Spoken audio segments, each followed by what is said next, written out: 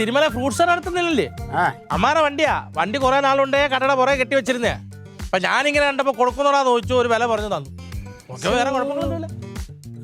കൊള്ളാം. നല്ല വണ്ടി. ഒരു 1000 രൂപ അധികം തരാം, കൊടുക്കണം. ഇല്ല, ഇത് എന്റെ പെങ്ങന്മാർക്കും മച്ചമ്മിക്കും നിങ്ങൾക്ക് എല്ലാവർക്കും സഹായത്തിന് വേണ്ടിട്ട് എടുത്ത വണ്ടിയാണ്. നമുക്ക് പോകാന്, വായനശാല, ഹോസ്പിറ്റല്, പിന്നെ നമ്മുടെ ട്രഷറി, എവിടെ പോകാൻ ഈ വണ്ടി താഴെ എന്നെ കൊണ്ടുപോകണം. കൊണ്ടുപോകും. ട്രാൻസ്ഫർ കൊണ്ടുപോകും.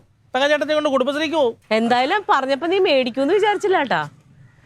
പൈസ ചേച്ചിയുടെ ഫോൺ അടിക്കുന്നു. പൈസ റോസ്മേരി തന്നു. പിന്നെ എന്റെ ചേച്ചി പൈസ ഉണ്ടായിരുന്നു. ഈ ഞാനെന്തോ വണ്ടി മേടിക്കുന്നില്ല, എല്ലാവർക്കും ഒരു വിശ്വാസം കുറവ് പോലെ. റൊണാൾഡേ, ഞാൻ പറഞ്ഞ എന്ത് പറയണ, ഒരു 1000 രൂപ അങ്ങോട്ട് തരാം. 10,000 രൂപ കടത്തില്ലല്ലോ. റോസ്മേരി. Hello Rosemary.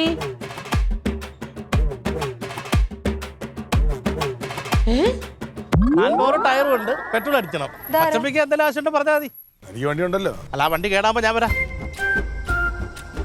ഇതാര്? അച്ചമ്പിയെ കാണാനാന്നാ തോന്നുന്നത്.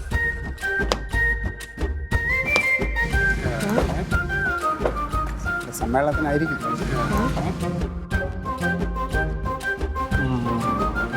ഈ വണ്ടി നമ്മൾ കൊണ്ടുപോകണം. എവിടെ കൊണ്ട്? ഇതിൽ ഫസ്റ്റ് ഡൗൺ പേയ്മെന്റ് കുറച്ച് പൈസ അടച്ചിട്ട് ബാക്കി ഇതുവരെ ഒരു EMI അങ്ങനെ ഒന്നും അടച്ചിട്ടില്ല.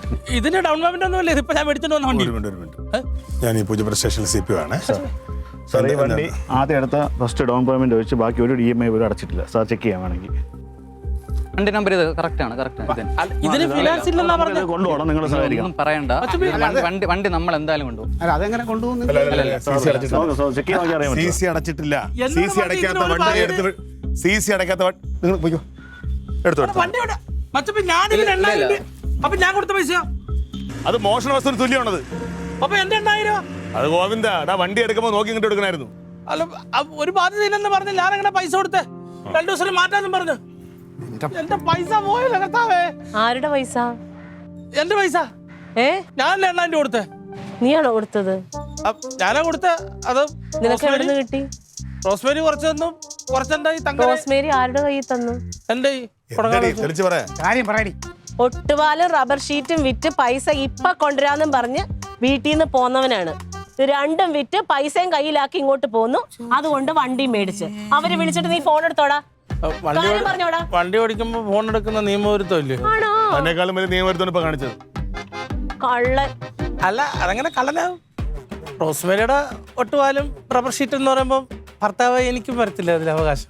അയ്യോ, അപ്പൊ അതെന്റെ തെറ്റാ. ഞാൻ കേട്ടതിന്റെ ആയിരിക്കും. റോസ്മേരിക്ക് സന്തോഷായിട്ടായിരുന്നു കേട്ടോ. വണ്ടി മേടിച്ചല്ലോ. അവളിപ്പോ വരും.